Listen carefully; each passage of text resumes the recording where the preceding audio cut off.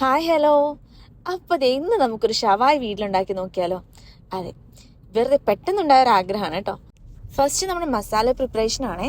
അതിനായിട്ട് കുഞ്ഞുള്ളി, വെളുത്തുള്ളി, തക്കാളി, പിന്നെ വറ്റൽമുളക്, നമ്മുടെ വിനെഗറും കുറച്ച് വെള്ളം ഒഴിച്ചിട്ട് അതിൽ സോക്ക് ചെയ്ത് വെച്ചതാണ് കേട്ടോ. അതും എല്ലാം കൂടെ നമ്മൾ നന്നായിട്ട് മിക്സിയിൽ ഗ്രൈൻഡ് ചെയ്തെടുക്കണം. അതിനകത്ത് കുറച്ച് മല്ലിയിലയും കൂടെ ആഡ് ചെയ്യണം കേട്ടോ. ഇതെല്ലാം കൂടെ നന്നായിട്ട് ഗ്രൈൻഡ് ചെയ്ത് അതിന് ശേഷം അതിനകത്തോട്ട് ആവശ്യമുള്ള പൊടികളൊക്കെ നടക്കും. നമ്മൾ കുറച്ച് മഞ്ഞൾപ്പൊടി, മുളക് പൊടി, കാശ്മീരി മുളക് പൊടിയാണ് യൂസ് ചെയ്തിരിക്കുന്നത്.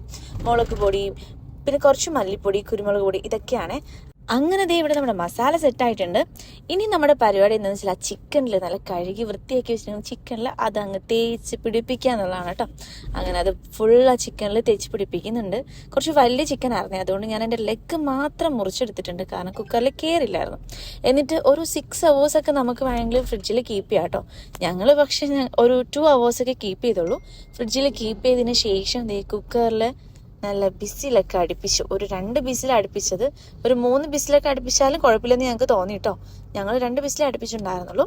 അങ്ങനെ കുക്കറിൽ ബിസിലൊക്കെ അടുപ്പിച്ച് അതിന് ശേഷം കുറച്ച് ഒലിവ് ഓയിലോ ഇല്ലെങ്കിൽ സൺഫ്ലവർ ഓയിലോ അല്ലെങ്കിൽ ബട്ടറൊക്കെ നമുക്ക് യൂസ് ചെയ്യാം. ഞങ്ങൾ സൺഫ്ലവർ ഓയിലാണ് യൂസ് ചെയ്തത്. സൺഫ്ലവർ ഓയിലിൽ ചിക്കൻ വെച്ചിട്ട് നല്ലതായിട്ടൊന്ന് ഷാലോ ഫ്രൈ ചെയ്തെടുക്കുക. അങ്ങനെ ഞങ്ങൾ തിരിച്ചും മറിച്ചൊക്കെ ഇട്ട് ഷാലോ ഫ്രൈ ചെയ്തെടുക്കുന്നതാണ് കേട്ടോ. അങ്ങനെ ഫൈനലി അത് ഷാലോ ഫ്രൈ ചെയ്തെടുത്തു. ദെൻ നമുക്കിനി ചെയ്യേണ്ടത് നമ്മുടെ ചിക്കൻ്റെ ആ ഗ്രേവി ഫുള്ള് നമ്മുടെ കുക്കറിലുണ്ടാവും. അത് ഫുൾ ആ പാനിലോട്ട് ഒഴിച്ചിട്ട് ആ ഓയിലിൽ കിടന്നിട്ട് നന്നായിട്ട് കുറുകി വരണം. ആ കുറുകി വരുന്ന ടൈമിൽ ആ ഗ്രേവി നമ്മളിങ്ങനെ ചിക്കൻ്റെ മുകളിലോട്ട് ഇങ്ങനെ ഒഴിച്ചു കൊടുക്കണം. ഞാൻ അങ്ങനെയാട്ടോ ചെയ്തത്. ഇല്ല, ആ ഗ്രേവി സെറ്റ് ചെയ്തിട്ട് അതിൻ്റെ മുകളിലോട്ട് ചിക്കൻ വെച്ച് അങ്ങനെയും കവർ ചെയ്യാം. ഞാൻ ഇങ്ങനെയാട്ടോ ചെയ്തത്. അങ്ങനെ അറ്റ് ഫൈനലി എല്ലാം ആ ചിക്കനിലോട്ട് അങ്ങ് ഒഴിച്ച് നല്ല അടിപൊളിയായിരുന്നു. കാണാൻ ലുക്ക് വൈസ് അടിപൊളിയായിരുന്നു, ആൻഡ് കഴിക്കാനും ടേസ്റ്റി ആയിരുന്നു.